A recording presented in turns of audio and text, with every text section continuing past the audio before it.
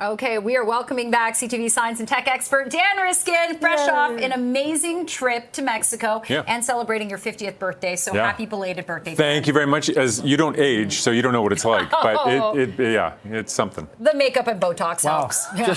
You just said that to her. It just leaves me you're breathing right by Nick that. ages. You age. But she doesn't age. Great stuff. Good. Okay. Dan, we're going to talk about personality workouts and traits. And if you work out that fits your personality, that might actually benefit you more. Nice new study. A lot of people, they try a workout thing. It's just not working for them. Maybe it's not matched to your personality. So for this study, they looked at a bunch of different personality traits. They looked at different workouts, try to see what matched and what doesn't. Turns out that if you are somebody who is an extrovert, you're going to love those cycling classes that are super intense and like really, really hard for a long period of time. If you're not an extrovert, those probably aren't going to work for you. They're not going to be that enjoyable. Okay. Otherwise, if people who are neurotic, people who are anxious and have a lot of anxiety, the good news for them is they get a huge mental health benefit from exercise above and beyond what other personality types get. But when it comes to the exercise they're doing, they like to do an interval of exercise and then take a break, and then do an interval of exercise and then take a break. And they don't like to have all the monitors going. They don't like to have like the fitness trackers and all those things. Yes. Put the data away and just coast with it. So if you're somebody that struggles with anxiety, I myself do, that kind of a workout routine where you're not tracking everything can be better. It makes sense, doesn't it? We're not all the same, right? Exactly. So we're all going to work out differently or take a different take on it or sort of feel and vibe on the workouts. That makes sense. Absolutely. It does. And yet it does benefit no matter who you are. Exercise is always good for you, obviously, but it's also good for your mental health. Yeah, and don't undermine walking, because if you can walk, you can get those steps in. That's about all I do. So keep the heart rate going. It's working for him. Okay, and turning to this, I love what it says in our monitor. Don't read that. Just don't. I'm just going to read it. No, don't. Okay, don't read it. Okay, but it deals with a chimp stuffing its face with grass. Not face. No, not face. No, it's stuffing something else. The other side. What? Yeah, no, these. Hence. Okay, what these chimpanzees at this reserve have taken to putting grass, like big blades of grass, in two places. One is in the ear. Yeah. The other one I can't say on TV. Sure you can. The anus. Where the sun does not shine. There you go. Yeah, you said it. Anus is a medical term. It is. Sure. Yeah, and it's a chimpanzee term, Look too. Look how happy that chimp is.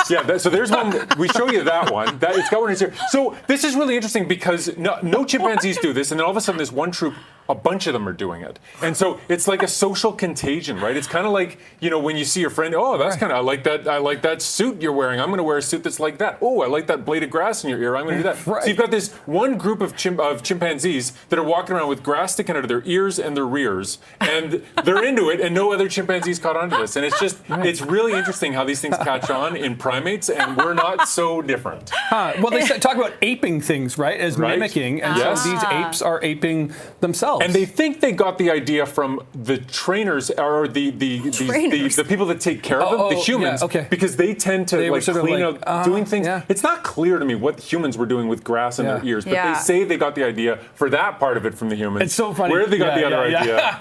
I read that one because Dan sends topics everywhere. I'm like, we are definitely going to doing that one. So, my God. We had to get to that. Yes. Okay, we also have to get to your 50th birthday trip again. Happy belated. And what an adventure you went on. Very Indiana Jones. Yeah, so I was turning 50, and how do you want to turn 50, Dan? Well, I want to see some bats I've never seen before. So I went to Mexico, and I just want to show you some of this video. This is shot with my camera on my phone. That's a nectar-feeding bat. Wow.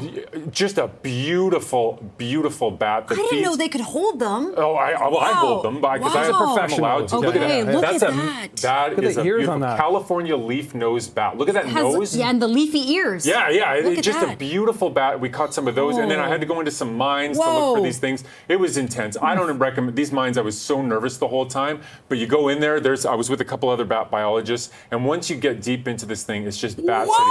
You can imagine. I was screaming with delight. I just loved it. We saw 9 different kinds of bats. I had only seen 3 of those before. That's Nautilus, Nautilus stromenius. So that is a Mexican funnel-eared bat. That's a canyon bat. Wow. Just gorgeous. Okay, serious question here. This is stunning. How do you catch the bats? You're not catching them with your hands? No, we had hand nets. Watch this one, though. This is a bat that eats scorpions, so we fed it. Out. Look at that. That's a pallid bat. Oh, yeah. Look at that. Oh, yeah. So into it. That's a sexy You could bat do play-by-play Look right at there. that. Look at that. I am in love with this bat. He doesn't even care about the Clippers. No, he doesn't care. No. He doesn't care. And there I am holding the bat, like just having like the best birthday Look of my at you, life. Dan. You're so serene. You're So like, that was actually on your birthday? Yeah, on my birthday What we were a catching gift. bats. Yeah, Yeah, it was yeah. just beautiful. And yeah, so we set up nets. We go into places and we catch them with hand nets. But I was with other bat biologists, and it was piggybacking on an actual bat study that's happening there. Yeah. So we were getting data that are Studying going to what? be used, looking at how the bats move between different roosts. Okay. So they Yeah. live in a cave one day and then they'll move somewhere else. Another serious question. It may sound sarcastic, but like bats all look alike. Like if there's a huge ton of them, I know there's 9 different that you saw, but I mean like the ones like they all kind of look the same depending on which sort of species.